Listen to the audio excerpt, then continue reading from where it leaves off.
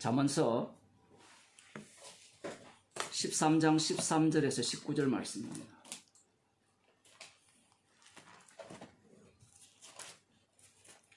잠언서 13장 13절에서 19절 말씀.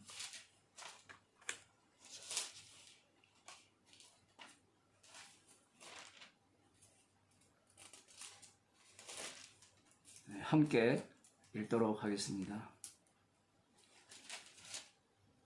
악인은 입술의 허물로 인하여 그물에 걸려도 의인은 환난에서 벗어나느니라. 사람은 입의 열매로 인하여 복록에 족하며 그 손에 행하는 대로 자기가 받느니라. 미련한 자는 자기 행위를 바른 줄로 여기나 지혜로운 자는 권고를 듣느니라. 미련한 자는 분노를 당장에 나타내거니와 슬기로운 자는 수욕을 참느니라. 진리를 말하는 자는 의를 나타내어도 거짓 정의는 괴후를 말하느니라. 혹은 칼로 찌른같이 함부로 말하거니와 지혜로운 자의 혀는 양약 같으니라. 진실한 입술은 영원히 보존되거니와 거짓 혀는 눈 깜짝일 동안만 있을 뿐이니라. 아멘. 기도하시겠습니다.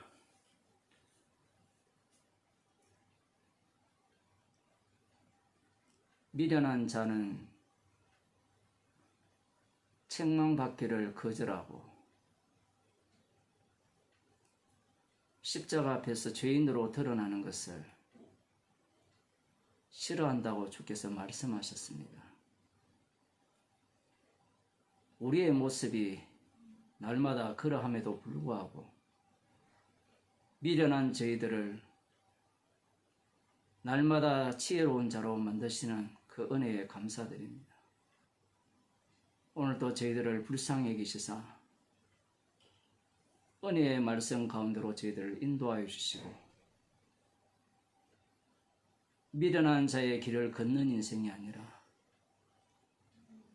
주께서 주시는 지혜로 사는 주의 백성이 되게 하여 주옵소서. 예수님 이름으로 기도드리옵나이다. 아멘. 하나님 말씀 사도행전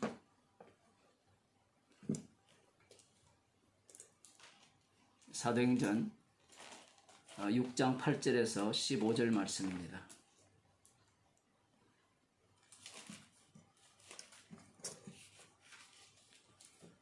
사도행전 6장 8절에서 15절 말씀 같이 읽도록 하겠습니다. 제가 읽어드리겠습니다. 8절에서 15절 말씀.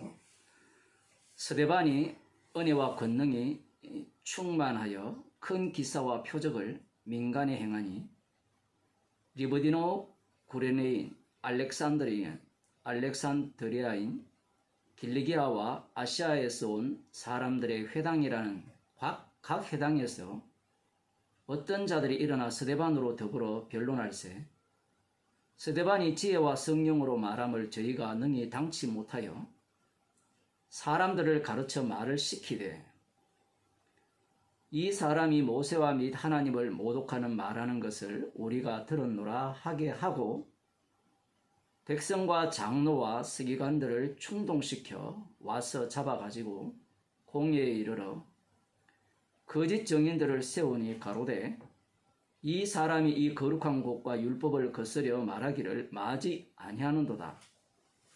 그의 말에 이 나사렛 예수가 이곳을 헐고 또 모세가 우리에게 전하여 준 규례를 고치겠다 함을 우리가 들었노라 하거늘 공회 중에 앉은 사람들이 다 스데반을 주목하여 보니 그 얼굴이 천사의 얼굴과 같더라. 아멘. 먼저 구약 성경을 한 번 더 찾아보겠습니다. 사사기 11장입니다.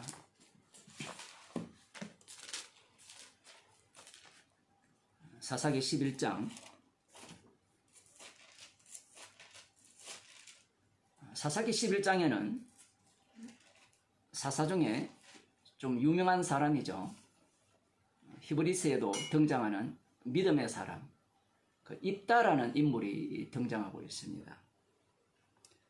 그 입다는 길리앗 사람이죠.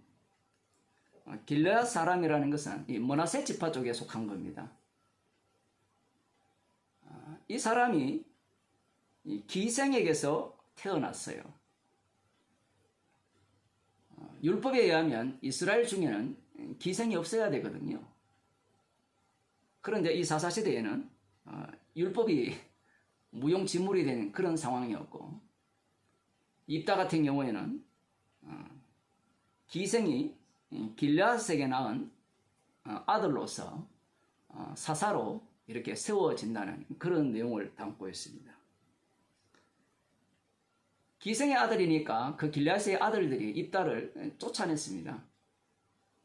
나름대로 율법대로 산다라는 거죠. 기생의 아들들은 우리와 함께 할 수 없다. 그래서 나름대로 소견이 옳은 대로입니다.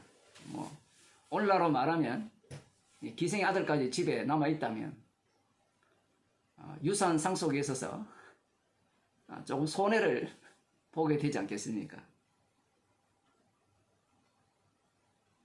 그래서 그 2절에 보면 우리 아버지 집 기업을 잊지 못하리라. 결국은 돈 문제죠. 명분으로는 율법을 갖고 나왔지만 실제로는 그 입다와 함께 기업을 나누어 받는 부분에 있어서 기분 나쁘다라는 겁니다. 이 본심이라는 것은 숨겨져 있죠. 그런데 이 본심이 언제 드러나느냐라고 할 때는 암몬 자손이 이스라엘을 치러 왔을 때 그 본심이 드러납니다. 그들이 위기가 닥쳤어요. 길르앗 장로들이 위기가 닥친 상황에서 이 입다에게 사람을 보내어서 입다를 데려오고자 하죠. 그 입다가 그 형제들을 집에서 쫓겨나서 독당에 거했는데, 그 입다와 함께 이렇게 모인 사람들은 모두가 다 잡류들입니다. 그 오늘날로 말하면 깡패들이라 할까요? 좀 힘 좀 쓰는 애들, 일종 도둑들이죠. 그러한 사람들이 입다에게 함께 모여왔고, 소문을 들어보니까 싸움 좀 잘한다 이런 소문이 났던 모양입니다. 그래서 암몬 사람들이 쳐들어왔을 때 이 길르앗 장로들이 입다를 데려오고자 하죠. 그러면서 이제 서로 조건을 내겁니다. 이 전쟁에서 당신이 앞장서면, 그리고 승리해 준다면 우리의 머리가 되게 하고 그런 얘기가 쭉 나와요. 그 21절 보면 이에 입다가 길르앗 장로들과 함께 가니 백성이 그로 자기들의 머리와 장관을 삼은지라. 입다가 미스바에서 자기의 말을 다 여호와 앞에 아니라. 왜 입다가 이런 이야기를 하느냐라고 할 때는 너희들이 한 말이 여호와 앞에서 한 말이다 이런 얘기입니다. 자, 그런 상황에서 지금 이 사건이 벌어지는데 29절을 한번 보겠습니다.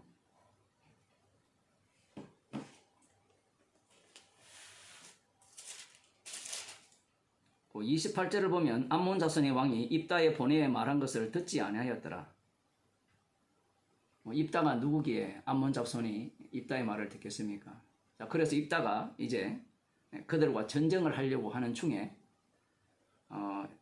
29절에 보면 이에 여호와의 신이 입다에게 임하시니 이렇게 나옵니다. 우리들이 아마 이 사사기 뒷부분을 알지 못한다면 이런 생각을 갖게 되죠. 여호와의 신이 임했으니까 그 다음 어떻게 되었을까요? 우리들이 이 성경을 모르더라도 전쟁에서 승리했다, 암몬과의 싸움에서 승리했다, 이런 생각을 갖게 되겠죠. 실제로 이 뒷부분에 보면 입다가 전쟁에서 승리를 합니다. 그러나 이 전쟁에서 승리한 것이 성경에서는 중요하지 않아요. 이스라엘 백성에게서는 이 사사시대의 이스라엘 자손들에게는 전쟁에서 승리하는 것이 상당히 중요하죠. 그러나 하나님 입장에서는 전쟁에서 승리하는 것이 중요한 것이 아니라 승리의 요인을 중요시 여깁니다. 그 요인이 승리케 하셨다라는 것이죠. 그런데 그 인간들은 여호와의 신이 임했으니까 승리할 것이다라는 예상을 하게 되고 그러한 기대대로 아마 성경을 읽어보게 되면 야 승리했네 여기에 온 관심을 쏟게 되는 거예요. 그런데 과연 이 입다의 승리가 진정한 승리였는지 어떠한 승리였는지 입다의 생각과 주님의 생각의 그 차이를 우리들이 볼 수 있어야 됩니다. 여호와의 신이 입다에게 임하시니 여호와의 신이 임했으니까 우리들이 흔히 갖고 있는 그 사고방식으로는 교회 다니는 사람들의 사고방식으로는 성령이 임했으니까 이제 하나님의 신이 임했으니까 구약에는 하나님의 신이니까 신이 입다를 주도적으로 끌고 다닌다라고 생각을 하게 되죠. 맞습니다. 여호와의 신이 입다를 끌고 다녀요. 그런데 사람들이 끌고 다니는데 어떤 식으로 끌고 다니냐고 할 때는 여호와의 신이니까 하나님의 마음에 부합되도록 부합된다 이 말도 맞아요. 맞는데 그 부합된다는 말이 이 선악과를 따먹은 인간들이 갖고 있는 부합입니다. 인간들이 갖고 있는 부합. 흔히 말하면 이런 거죠. 율법에 있어서 율법에 두 가지 기능이 있잖아요. 한쪽은 저주 기능이 있고 하나는 축복 기능이 있는데 여호와의 신이 입다에게 임했으니까 이 입다의 모습이라는 것은 틀림없이 율법대로 살아가는 모습일 것이라는 기대를 갖게 되고 율법대로 사는 것이야말로 하나님의 뜻대로 행하는 것이라 이런 생각을 갖게 되는 겁니다. 그렇게 되면 궁극적으로 입다는 율법대로 살았으니까 최종적으로는 축복받는 인생이고 영생을 얻는 인생이다. 이런 결론에 도달하게 되겠죠. 그런데 이 여호와의 신이 임한 그 입다가 어떤 모습을 보이느냐라고 할 때는 상당히 의외의 모습을 보입니다. 여호와의 신이 임했으면 여러분 같으면 정신이 바짝 들고요. 정신을 차려가지고 하나님의 뜻을 분별하여서 하나님의 뜻에 하나도 어긋나지 않게 행동을 할 것이라는 기대를 갖게 되죠. 이 말씀이 제가 지금 이렇게 말씀을 전했지만 이 말이 다 맞는 말이거든요. 맞는 말인데 이 맞는 말이 다 엉터리입니다.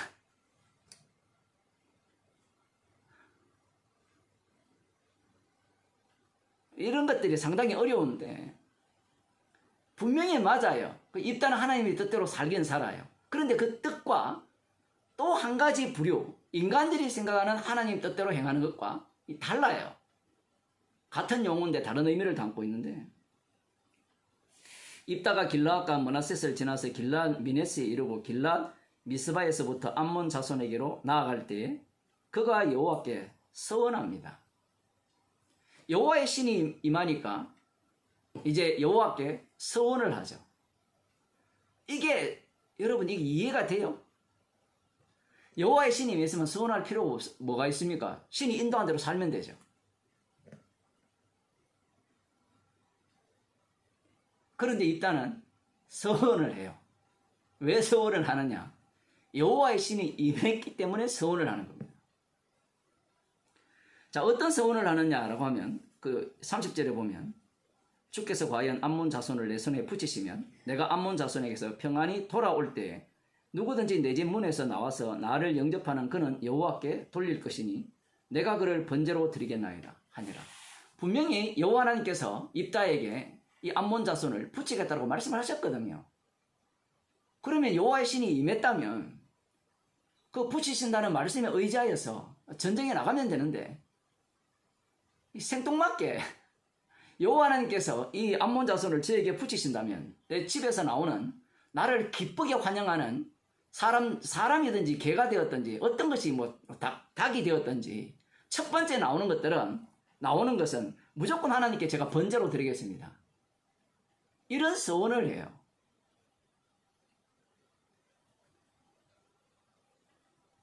여호와의 신이 임했는데 왜 이런 서원을 합니까? 사람들은 이런 생각을 하죠. 예수님을 믿고 성령을 받았으니까 이제 성령 받은 사람은 항상 올바른 행동을 해야 되고 올바른 선택을 해야 되고 올바른 길로 가야 된다. 이런 생각을 많이 갖게 되죠. 왜 그런 생각을 갖게 되느냐라고 할 때는 인간이 선악과를 먹었기 때문에 그래요. 선악과를 따먹기 때문에 항상 선악을 생각해요. 그러니 이 사사기 오늘 본문에 나오는 이 입다의 행동을 보면 이해가 안 되는 거예요. 야, 여호와의 신이 입다보다 더 셉니까 약합니까? 지금 입다가 서원을 하고 있잖아요. 누가 서원을 냈어요? 입다가 서원을 냈죠. 이 행동이 올바라요, 올바라지 않습니까? 다시 말씀드리면 여호와께서 분명히 암몬 자손을 입다에게 붙인다 했거든요. 붙인다 했으면 여호와의 신이 임한 상태에서는 그 붙인다는 말씀이 입다에게 적용이 되어서 이제 입다는 그 말씀대로 그냥 전쟁을 해서 승리를 얻기만 하면 되는 그런 상황이잖아요. 그런데 입다가 서원을 합니다. 하나님께서 붙인다 했으면 그냥 전쟁하면 되는데 하나님께서 붙이신다면 제가 돌아올 때 우리 집에서 첫 번째로 나오는 그 사람이 되었든 동물이 되었든 하나님께 번제로 드리겠습니다. 하나님께 돌려드리겠습니다. 이런 맹세를 하는 거예요. 이 모순되는 이야기죠. 서로 모순되는 이야기. 우리 여러분들이야 이미 워낙 믿음이 좋기 때문에 모순되지 않다라고 보일지 모르지만 이 땅에 그 교회 다니는 사람, 성당회를 다니든 그런 사람도 성경을 읽잖아요. 읽으면 그 사람들은 이게 모순된다고 생각하죠. 그럴 수밖에 없습니다. 뭔가 안 맞아요. 이가 우리들이 생각하는 것과 전혀 다르죠. 왜냐하면 기존 교회는 어떻게 가르칩니까? 성당과 마찬가지죠. 예수님을 믿으면 믿는 자답게 살아야 된다는 거잖아요. 그렇지 않나요? 예수님을 믿으면 믿는 자답게 살아야 된다는 게 우리들의 마음이죠. 아마 여기 말씀을 듣는 여러분들도 별로 다르지 않을 겁니다. 주님께서 사태를 벌이시면 어떤 마음을 우리 속에서 툭 튀어나오는가 하면 야, 복음을 전하는 사람이, 복음을 듣는 사람이 저럴 수 있느냐, 이제 이런 소리가 튀어나오죠. 그런 소리가 튀어나오는 이유가 있어요. 복음을 들으면서 난 죽어 마땅하다 하면 모든 게 감사로 이렇게 펼쳐질 건데, 복음을 들으면서 죽어 마땅하다라는 것은 지식으로 받아들였는데 실제로 마음속에는 죽어 마땅하다라고 했으니까 그 다음 어떻게 해야 된다라는 거죠. 그 악마가 심어준 마음, 네가 선악과를 먹었으니까, 선을 알았으니까, 선을 아는 것은 아는 것으로 끝나서 될 문제가 아니라 행동으로 나와야 된다는 거죠. 사실 그러한 신학을 갖고 있는 자들이 바리새인과 서기관들입니다. 율법사들이죠. 이 말이 맞아요, 안 맞아요? 복음을 안다면 뭔가 달라야 되잖아요. 성령이 임했다면 뭔가 달라야 되잖아요. 그 다름이 어떤 다름이냐 이 얘기입니다. 여호와의 신이 임했으면, 여호와의 신이 임한 입다라면 뭔가 달라야 되는데요. 이 입다에 하는 이 소리를 들어보면요, 그 당시에 누구나가 전쟁에 나가면서 하는 소리입니다. 지금 하나님께서 나중에 입다가 자기 딸을 제물로 드리잖아요. 번제물로 드린단 말이에요. 이 당시에 우상 숭배자들이 자기의 자녀를 불에 태우는, 신께 제물로 드리는 그러한 일을 한 거예요. 이 입다의 말을 들어보면 아마 그 당시에 암몬이 그랬을 수도 있고요. 전쟁에 나갈 때 신이시여, 몰록 신이 되었던, 무슨 신이 되었던, 바알과 아세라 신이 되었던 이 전쟁에서 승리만 하신다면, 승리케만 하신다면 제가 전쟁에서 돌아올 때 우리 집에서 나오는 거니까 얼마나 귀한 것들이겠어요. 개가 되었든 뭐가 되었든. 개 죽어도 제사 지낸다 그러잖아요. 좀. 개 생일 차려준 거는 오래됐고요. 사람 생일은 안 차려줘요. 아무튼 뭐 그러한 어떤 귀한 것 중에 하나를 바치겠다라는 것은 일반화된 이야기예요. 입다가 특별하게 이런 말을 내뱉는 게 아닙니다. 그러니까 그 시대 속, 사사 시대에 그 속의 어떤 생활 습관이 그대로 젖어 있는 거예요. 여호와의 신이 임했는데 어떻게 그대로 젖어 있는 것이 튀어나올 수 있는가? 이런 게 납득이 안 되죠. 우리 꼬라지를 보세요. 우리 꼬라지. 복음을 알면 뭐합니까? 우리가 이 세상에 살고 있던 그 습관을 그대로 드러내잖아요. 뭐 바뀐 게 있습니까? 바뀐 게 있죠. 사람 안 만나고 어떤 사건이 발생하지 아니하면 바뀌었죠. 점잖은 체하고 뭐 괜찮은 것 같이 보이지만 어떤 사건이 발생하면요, 성질은 그대로 다 드러나게 되어 있습니다. 또 제가 이렇게 이야기하면 드러나는 걸 또 자랑스러워하는 사람인데 죽어 마땅하다는 얘기를 제가 하고 있어요. 드러나는 것이 정당하다는 얘기가 아니고요. 설교를 언제나 자기 중심으로 듣죠. 지금 이 입다가 왜 이런 소리를 하느냐라고 할 때는 여호와의 신이 임했기 때문에 이런 소리를 하는 겁니다. 아마 많은 사람들이, 목사들이 이 본문을 설교할 때 이 입다의 문제점을 지적할 것입니다. 여호와의 신이 임했는데 자기 의지로 이 여호와의 신의 뜻을 거스려서 이 전쟁에서, 암몬과의 전쟁에서 승리한다면 우리 집에서, 내 집 문에서 나와서 나를 영접하는 자, 영접한다는 것은 기쁘게 영접하잖아요. 승리하고 돌아왔으니까 맨발로 나갈 거 아닙니까? 요즘 애들이야 뭐 돈이 남아도니까 아빠가 선물 사와도 안 좋아하잖아요.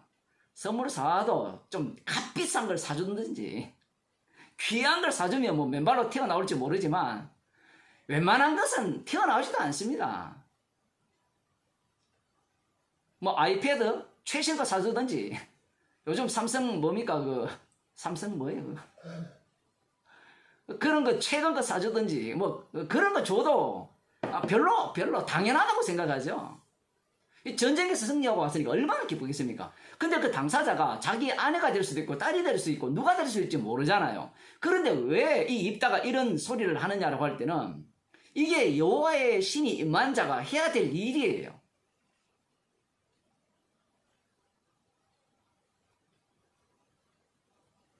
전쟁에서 승리를 했습니다.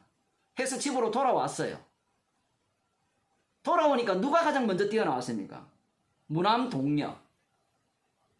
아직 시집도 안 가고 남자를 알지 못하는 그 딸이 맨발로 뛰어나왔어요. 지금 김 집사님 옆에 따님이 앉아 계시는데 뛰어나왔을 때 기쁘겠어요? 슬프겠어요? 입다가 어떤 심정이 들었을까요?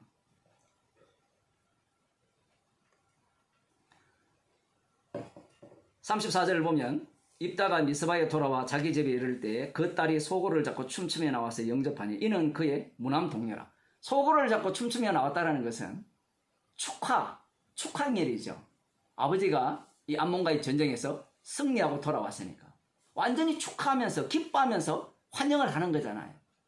그 잔치가 뭘로 바뀌느냐 하면 뒤에 보면 슬퍼다 내 딸이여 너는 나로 참담케 하는 자요 너는 나를 괴롭게 하는 자 중의 하나이로다. 내가 여호와를 향하여 입을 열었으니 능히 돌이키지 못하리라. 정말 이 표현이 재밌죠. 입다의 표현이. 자기가 원인 제공자인데 네가 나를 슬프게 하는 자고 네가 나를 괴롭게 하는 자다. 이렇게 나와요.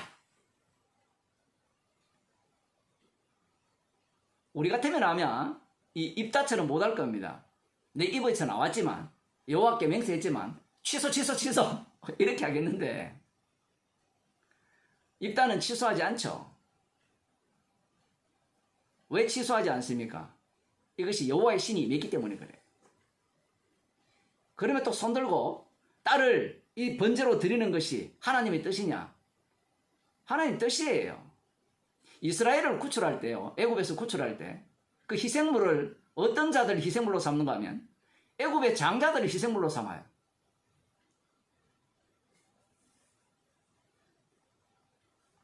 지옥에 가는 자들이 있어야 천국 백성들의 의미가 드러나죠.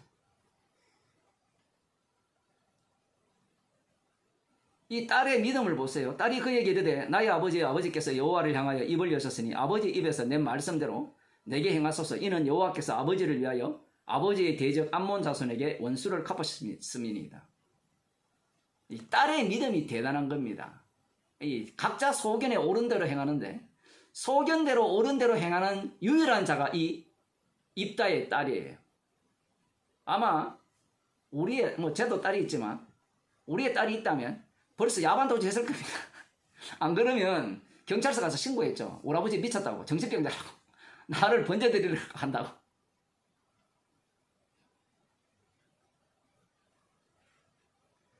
여기에서 사람들의 관심은 여호와께서 사사를 세우셔서 이스라엘을 암몬 자손의 손에서 구원하셨다라는 것에 관심을 두고 있고요. 그러다 보니까 입다의 딸의 죽음에 대해서는 별로 중요시하지 않게 되죠. 자, 이 성경에서는 지금 사사기 11장에서는 두 가지가 나왔다고 봅시다. 하나는 이 암몬과의 전쟁에서 승리를 냈고요. 여호와의 신이 임했잖아요. 또 한 가지는 이 입다의 딸이 희생 제물이 됩니다. 분명한 사실은 이 입다의 딸의 희생 제물을 통해서 이 암몬과의 전쟁을 승리케 된 거죠. 입다는 그걸 몰랐던 겁니다. 여호와의 신이 임했으니까 이제 자기 자신의 힘을 좀 의지할 만하잖아요. 그런데 이 전력을 보게 되면 나의 힘에다가 누구의 도움이 더 필요하냐 할 때는 여호와 하나님의 도움이 필요한 겁니다. 거기에 도움을 이렇게 입는다면 내가 이 전쟁에서 승리할 것이라고 생각한 거예요. 아까 잡류들하고 모여서 길리앗 장로들이 입다를 초대를 했잖아요. 우리의 장군이 되어달라고 할 때 그 입다 자체가 아무런 힘이 없었다면 싸움을 잘 못하는 자였다면 자신들의 장군으로 모시겠습니까?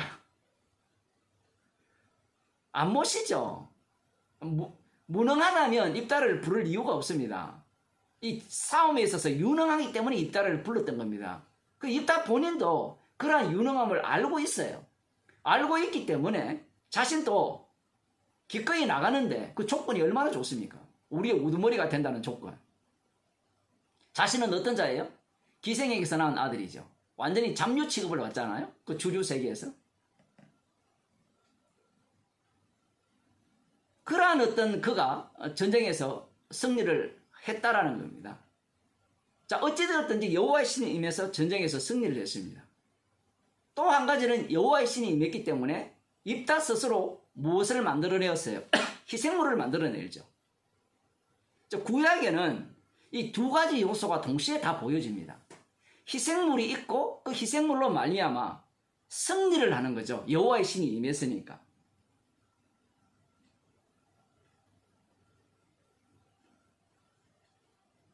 그래서 사람들이 이런 사사기를 읽으면서 희생물이 되었으니까 사실은 한번 보세요.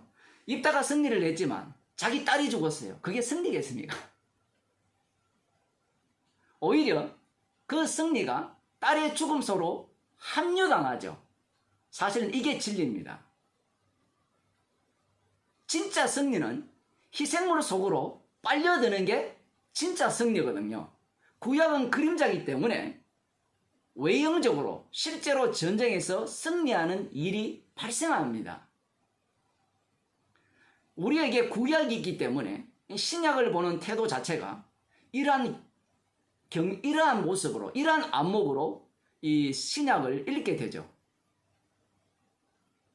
오늘 본문을 보면 스데반 집사님이 은혜와 권능이 충만하여 큰 기사와 표적을 민간에 행하더라, 이렇게 말씀하고 있죠. 은혜와 권능이 충만했다라고 할 때 이것을 사도행전 2장식으로 표현하면 성령이 충만했다. 그 뒤에 보면 성령이 말하게 하심을 따라 말한다 되어 있는데 성령이 충만했습니다. 자, 입다가 하나님의 신이 임했죠. 은혜와 권능이 충만했다라는 이런 표현을 할 때 은혜라는 것은 선물이죠. 그러면 이것은 스데반 집사님의 소유권이 아니죠. 소유가 아닙니다. 그러면 은혜가 임하면 여러분이 좋습니까? 좋지 않습니까? 좋다라고 생각하잖아요. 그죠? 은혜가 임하는 것을 싫어하는 사람이 있습니까? 없죠. 은혜 받기를 얼마나 갈구합니까? 우리들이. 자, 그 다음 나오는 말씀이 은혜와 권능이 충만하다 하죠. 권능. 이 권능이라는 말은 힘이에요. 힘. 능력입니다. 그런데 이 힘은, 이 권능은 역시 선물이에요. 그래서 사람들은 은혜를 많이 받고 싶어하고 은혜를 받았으니까 권능을 행사하고 싶죠. 능력을 행사하고 싶은 거예요. 그런데 이 권능이 어떤 권능이냐라는 겁니다. 자, 입다에게서 보게 되면 입다는 이미 능력이 있어요, 없어요? 힘이 있죠. 힘이 있으니까 입다를 부르는 거잖아요. 자기의 장군으로, 그 길라앗의 장군으로 모시잖아요. 길라앗 장로들이. 능력이 있는 겁니다. 그런데 입다는 그 능력을 어디로 합류시켜야 되느냐 할 때는 은혜 속으로 합류시켜야 되는데 합류를 못 시켜요. 당연히 못 시켜야 되죠. 왜냐하면 입다의 기능이 그 기능이에요. 너 죽어라는 겁니다. 너 죽어. 그 입다는 반죽죠. 그 입다 다음에 나오는 사사가 누굽니까? 삼손이잖아요. 삼손은 온 죽어요. 입다는 딸이 죽지만 삼손은 자기가 죽잖아요. 은혜와 권능이 충만하다고 하니까 사람들은 마치 이 말씀을 사람들을 완전히 다 평정시킬 수 있는 그러한 능력이라 이런 생각을 갖고 있는데 은혜가 충만하니까. 그런데 이 권능은 어떤 권능이냐라고 할 때는요, 십자가의 길로 가는 권능이에요. 선물을 잔뜩 받으니까 그 선물을 쏟아내놓게 되죠. 선물을 쏟아내놓으면 어느 길로 직통하는가 하면 이 시속 한 500km로 달려서 곧장 십자가로 직행하는 능력이 나오는 겁니다. 은혜가 충만하니까 그 다음 나 이제 살만해. 나 이제 괜찮아. 아, 나 세상 살 맛이 나. 이런 건 권능이 아니에요. 그리고 사람들 앞에서 사람들이 다 나에게 꿇어. 야, 나 이제 진짜 복음을 알았으니까, 내가 복음을 전하니까 저 사람들이 나도 은혜를 많이 받았으니까 권능이 나올 것이야. 저 사람들이 내가 설교하는 이 말씀에 굴복할 것이야. 이런 생각을 사람들이 잔뜩 하고 있거든요.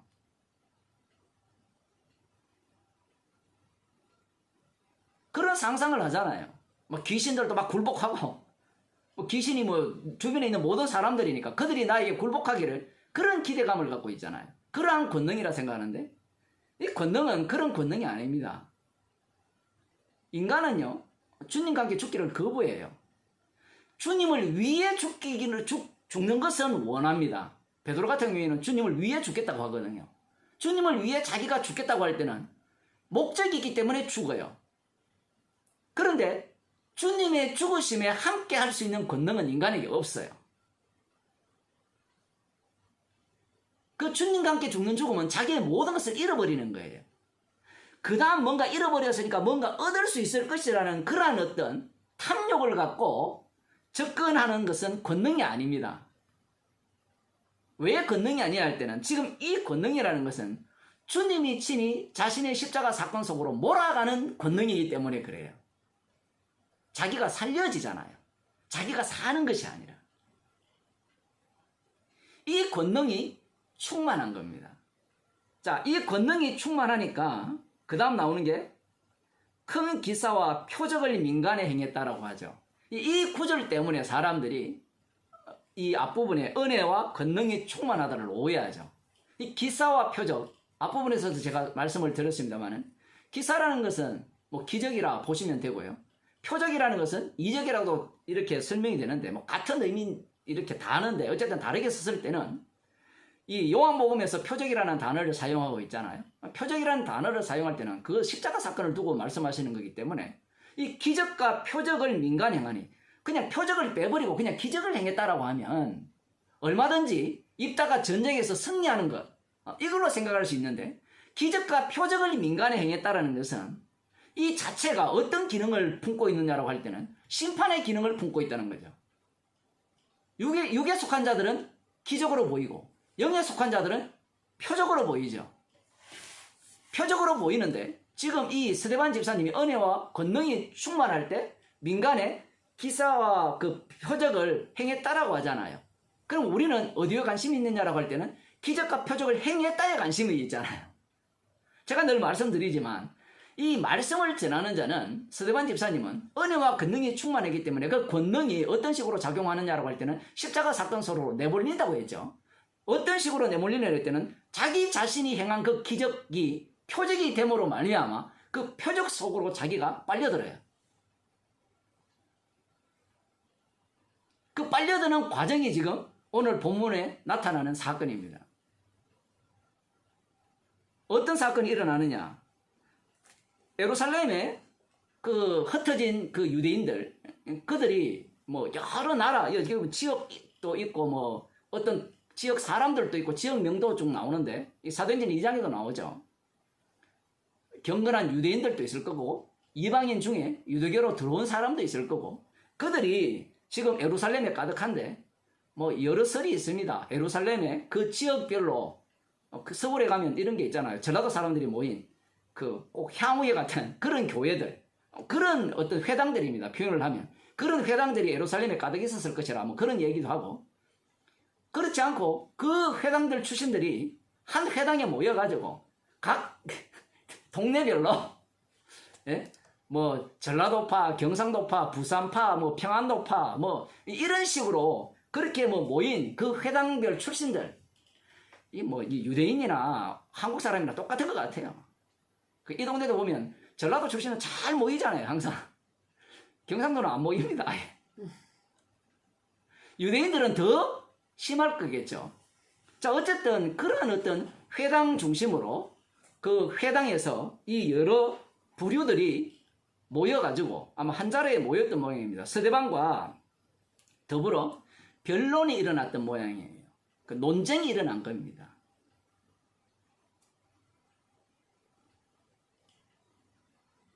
우리는 논쟁하는 것을 별로 안 좋아하죠.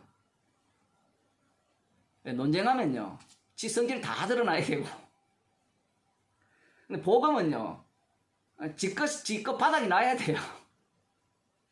어쨌든 스데반과 더불어 이 논쟁이 일어났는데, 스데반이 지혜와 성령으로 말했다라고 하죠. 그러니까 저희가 능히 당치 못하였다 이렇게 이야기합니다. 자, 여기에서 지혜와 성령으로 말했다라고 할 때 스데반과 말하는 사람들이 스데반이 지혜와 성령으로 말했다는 걸 알아요, 몰라요? 전혀 모르죠. 지혜와 성령으로 말했다는 것은 지금 이 성령을 받은 누가가 하는 말이에요. 지혜와 성령으로 말을 했는데 저희가 능히 당하지 못했다라고 이야기합니다. 자, 어떤 싸움이었어요? 논쟁이었죠. 그 지혜와 성령이라 했을 때 이 지혜는 어떤 지혜일까요? 고린도전서 1장에 보면 사람의 말의 지혜입니까? 상대가 보기에는 말의 지혜로 보이죠. 성경 해석법이에요. 성경 해석법. 상대가 보기에는. 그런데 성령을 받은 스데반 집사님 입장에서는 십자가의 지혜예요. 이 지혜와 성령이 충만했다고 할 때는 같은 이야기입니다. 성령의 말하게 하심을 따라 말하기 때문에 그 나오는 것들이 다 십자가의 지혜죠. 그 십자가의 지혜가 어떻게 나오느냐라고 할 때는 뒤에 7장에 보게 되면 성경 해석법으로 나오죠. 성령 받으면 성경 해석법이 없어야 되지 않습니까? 라고 하는데 성경 해석법을 부정하면서 주님은 성경을 해석합니다. 그 스데반 집사님과 지금 이들과 붙죠. 이 회당 출신들은 지난번에도 말씀드렸습니다만은 이들은 성전과 거리가 있기 때문에 항상 그들은 말씀 중심으로 살아갑니다. 그래서 모세의 율법을 굉장히 중요시기죠. 그리고 뭐 3대 절기 같은 경우에 최소한 한 번쯤은 예루살렘에 올라가 성전에서 제사를 드리는 그러한 어떤 열심을 갖고 있는 자들이 바로 이 회당 출신입니다. 단순히 말씀만 붙들고 있는 것이 아니라 말씀과 함께 성전도 함께 붙들고 있는 자들이죠. 이들은 말씀대로 살아갈 뿐만 아니라 제사도 제대로 드려요. 그 두 가지 요소가 함께 가는 겁니다. 쉽게 말하면 이런 거죠. 율법대로 살았는데 살지 못하고 율법을 어긴 죄가 있잖아요. 그리고 부지 중에 범한 죄가 분명히 있으니까 그래서 하나님 앞에 제사를 드리면서 죄 용서를 받아서 살아가는 그들입니다. 그들은 성경 해석법을 어떤 식으로 갖고 있느냐라고 할 때는 이 스데반 집사님과 정반대의 해석법을 갖고 있는 거예요. 스데반 집사님과 더불어 변론이 일어났잖아요. 논쟁이 일어났을 때 이들이 왜 탐지 못했을까요? 그건 이제 7장을 보면 알 수 있지만 미리 말씀드리면 이 스데반 집사님의 이 성경 해석법은 십자가 중심입니다. 목사님 십자가 중심인데 어떻게 그들과 논쟁을 해서 이길 수 있습니까? 논쟁을 해서 이길 수 있죠, 당연히.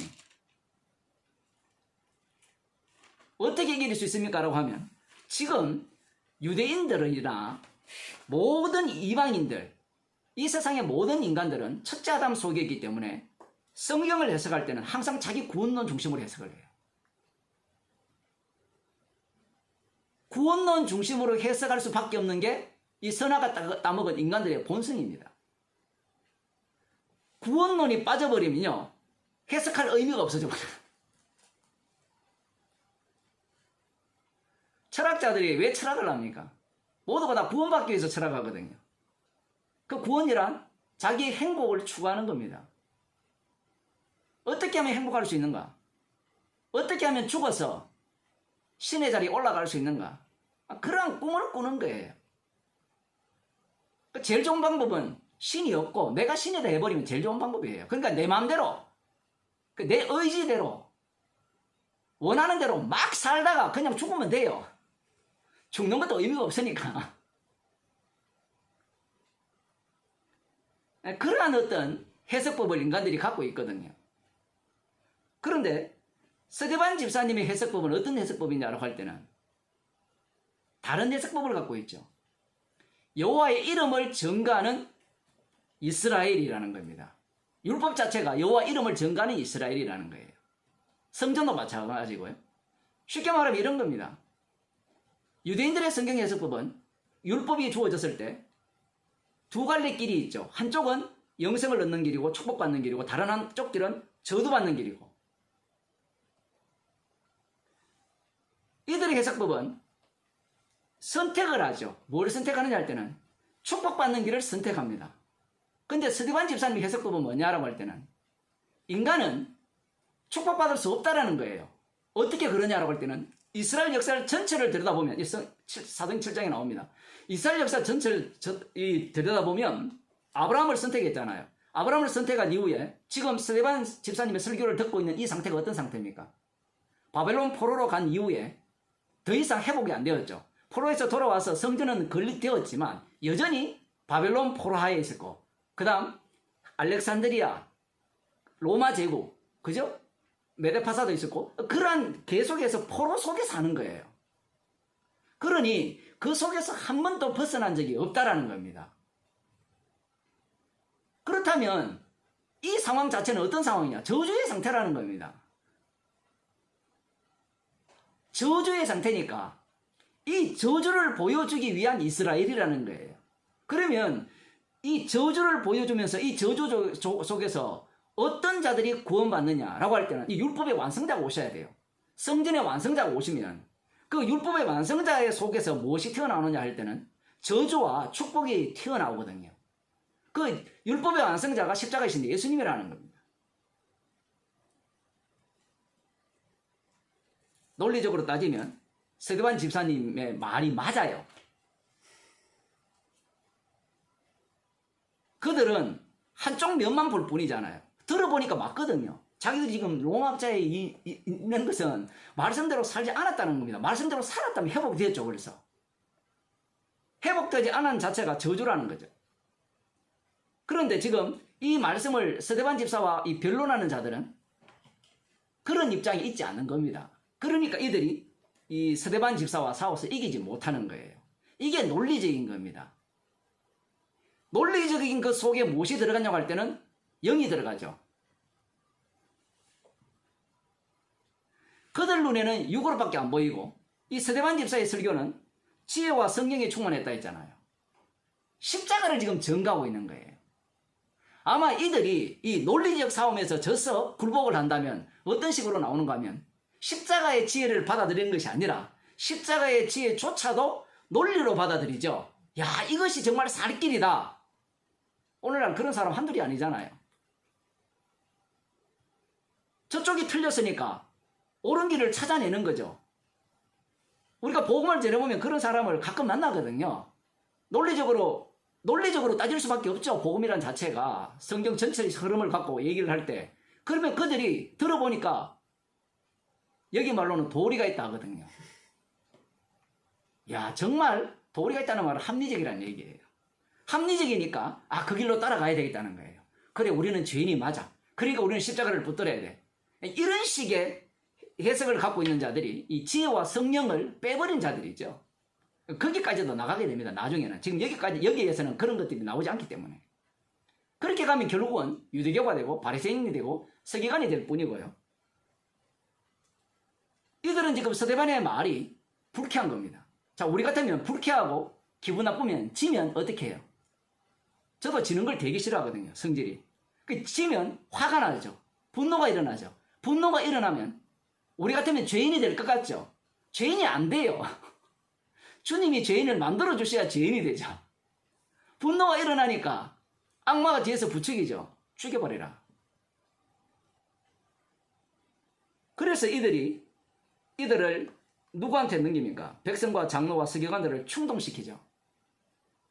이 정도의 이들은 힘을 갖고 있다는 겁니다. 왜냐하면 디아스포라가 워낙 많으니까. 당시에 알렉산드리아만 해도 인구가 한 100만 명인가 조금 넘는가 그런데 그 중에 한 5분의 1인가 10분의 1인지 그들이 유대인이라는 겁니다.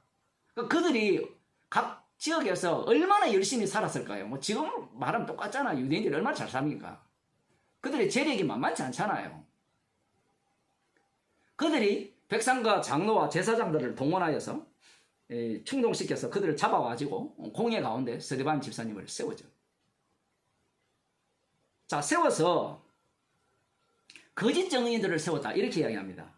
여기 보면 13절에 거짓 증인들을 세우니 가로되 이 사람이 이 거룩한 곳과 율법을 거스려 말하기를 맞이 아니하는도다.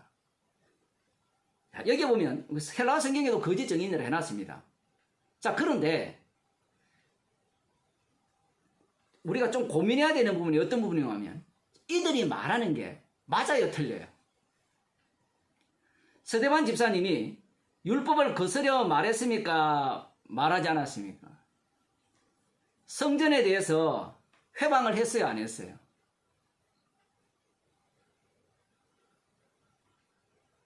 예수님이 영을 받았기 때문에 예수님의 가르침과 동일한 가르침을 할 거잖아요.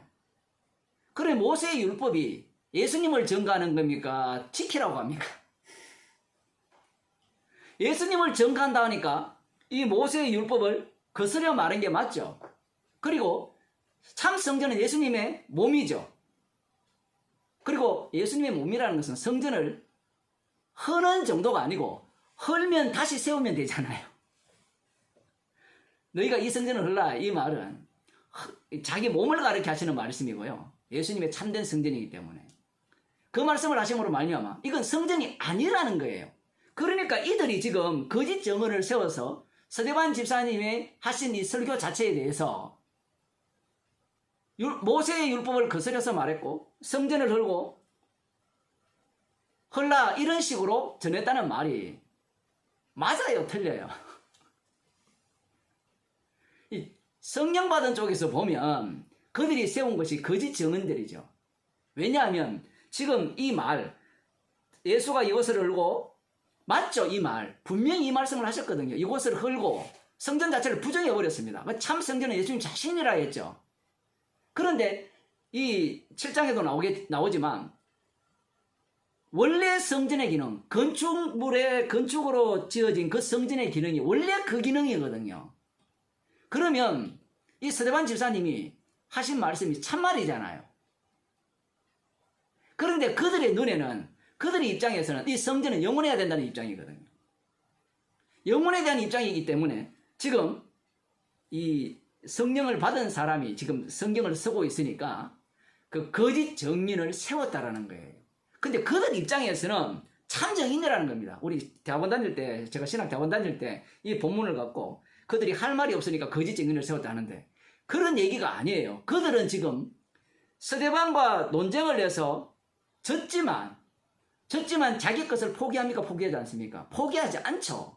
말은 맞는데 동의가 안 돼요. 동의가 안 되면 그 다음 자기가 갖고 있는 진리를 갖고 그를 공격하게 되거든요. 그 진리라는 게 오늘날로 말하면 신학이거든요. 자기 신학을 갖고 공격을 하는 거예요. 성령 받은 쪽에서는 이들이 거짓 정인이죠. 왜냐하면 지금 스데반 집사님이 말씀하는 게 진리잖아요. 모세의 율법이 예수님을 증거하고 있고 성전은 예수님의 몸이잖아요. 그게 진짜 진리 맞잖아요. 근데 저쪽에서는 그게 진리가 아니에요. 그래서 이쪽에서 볼 때는 그들이 세운 정의는 가짜 정의라는 겁니다. 왜 이렇게 표현하냐 했을 때는 논쟁을 해서 졌잖아요. 졌으면 이 스데반 말씀 속으로 들어와야 되는데 복음 속으로 안 들어와요. 안 들어오니까 거짓 정인을 세웠다 이 얘기입니다. 네 말이 맞긴 맞는데 동의 못한다 얘기예요. 그게 지 맘대로 동의가 됩니까? 논리적으로 굴복당한다고 해서 예수님께 나올 수 있을까요? 그럴 것 같다면 성령이 왜 필요합니까? 그래서 지금 사드반이 지혜와 성령이 충만했다라는 거예요. 지혜와 성령이라는 것은 사람으로부터 나오는 게 아니에요. 하늘로부터 주어지는 선물이죠. 그 선물을 갖고 논리적으로 논쟁을 펼쳐나가는 겁니다. 펼쳐나가니까 상대 쪽에서는 그 논쟁을 펼쳐내는 스데반 집사님이 뭘로 보이냐 할 때는 육으로밖에 안 보이는 거예요. 그런데 스데반 집사님은 지금 영을 전하고 있어요. 그러니 그들은 이 영의 말씀을 육으로 받아들이니까 나는 동의한다, 동의 못한다. 여기에서는 동의 못하죠. 그러니까 거짓 정의를 세우고 좀 더 수준이 높아지면 나 동의해. 이것도 육으로 받아들이게 되는 겁니다. 결국은 이 스데반 집사님이 은혜와 권능이 충만하여서 기적과 표적을 행한 대로 이 죽음의 길로 직행을 하게 되는 거죠. 결국 정말 재밌는 사건이 15절 사건이죠. 15절에 보면 되면 공회 사람들이 스데반 집사님 얼굴을 봤어요. 지금 스데반 집사님은 억울한 일을 당했잖아요. 자기가 전한 것이 생명의 길이잖아요. 근데 저들이 못 알아듣죠. 못 알아듣고 지금 고소를 하고 있잖아요. 고소를 하니까 이 죽음의 위기에 몰린 겁니다. 근데 공회 사람들이 스데반 집사님 얼굴을 보니까 천사의 얼굴 같았어요.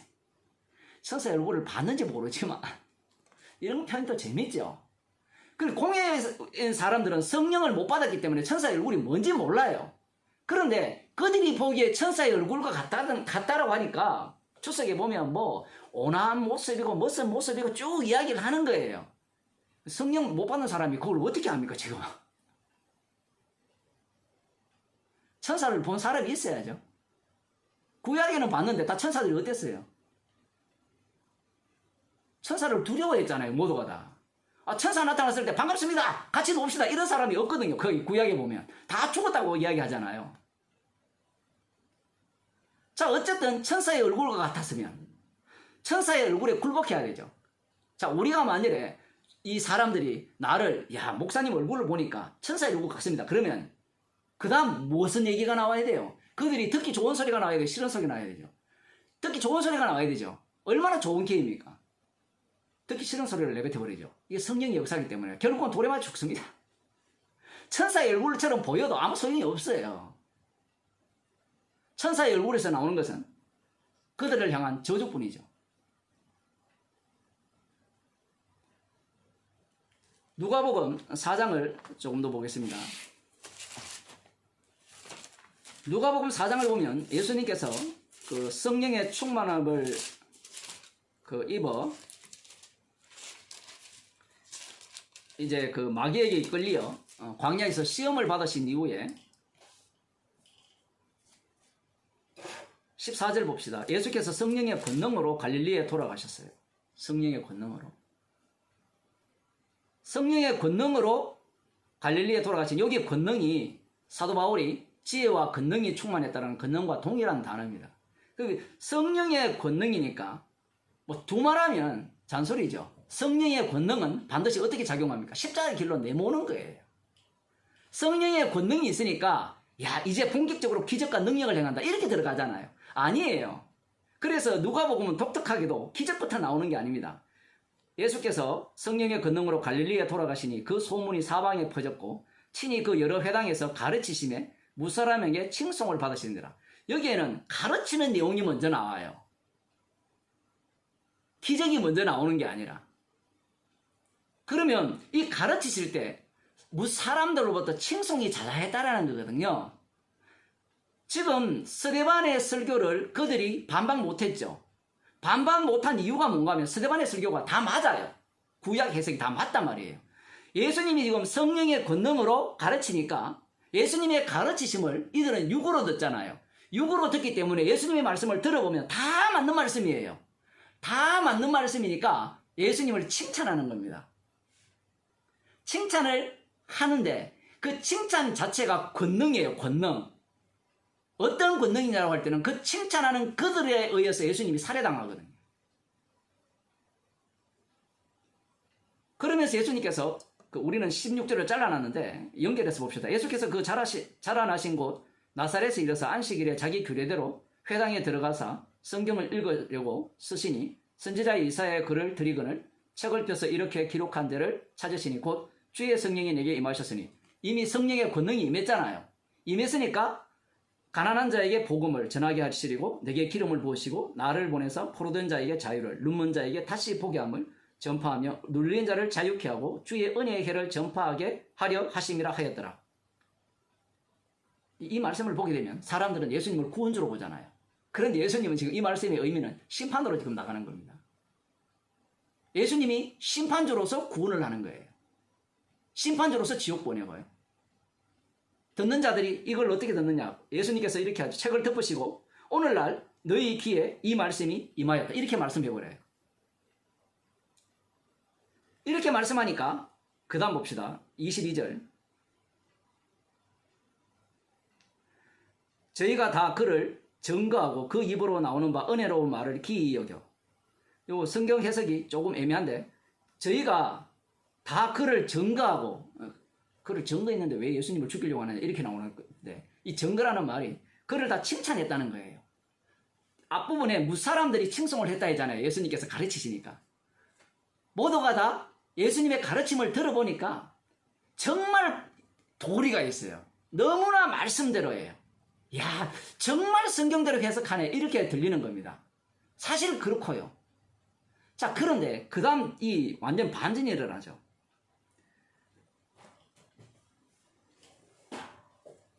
은혜로운 말을 기이 여겨 가르되 예수님의 말씀이 은혜로웠어요. 성경이 너무 잘 푸니까. 그런데 그것이 정말 기이 여겨 가로되 그 다음 하는 말이 이 사람이 요셉의 아들이 아니냐 이렇게 얘기해버립니다. 지금 첫 장면에 이런 사건이 등장하는 이유가 있어요. 육으로 예수님의 말씀을 듣게 되면 예수님의 가르침이 정말 은혜로운 말씀인데 최종적으로는 너희 아버지 요셉이지 이렇게 나오는 거예요. 아무리 맞는 말이라도 이런 식으로 해석할 수밖에 없는 겁니다. 예수님은 이러한 태도를 끄집어내시기 위해서 지금 이들에게 고향 나사렛에 가서 이 말씀을 전하신 겁니다. 그런데 놀랍게도 이 예수님께서 하신 말씀, 이 성령의 기름 부음이 임했을 때 이들에게 구원자로 이 땅에 오셨다라고 소개를 했지만 오히려 이들에게는 구원자가 아니라 이 구원자를 쳐내는 심판받는 말씀으로 이들에게 들릴 뿐인 겁니다. 예수님의 말씀이라는 것이 이들에게는 다 옳아요. 다 맞아요. 그런데 한 가지, 너 출신 어디야? 너 신학교 어디 나왔어? 너 아버지 누구야? 네 과거에 이래라 했지. 지금 이걸 따지고 있는 거예요. 그럴 때 예수님께서 저희에게 이르시되 너희가 반드시 의원아 너를 고치라 하는 속담을 인정하여 내게 말하기를 우리의 들은 바 가버나움에서 행한 일을 네 고향 여기서도 행하라 하리라.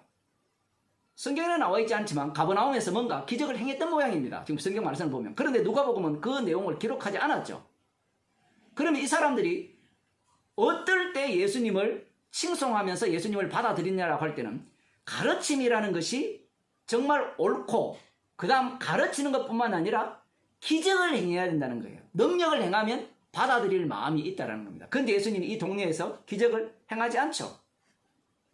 오히려 이들을 사잡아 하나님의 말씀을, 선지자를 거부하는 자들, 하나님의 말씀에 불순종한 북이스라엘과 동일한 자들이라고 두 가지 예를 들어 엘리야와 엘리사 시대를 예를 들어서 이들을 공격해버립니다.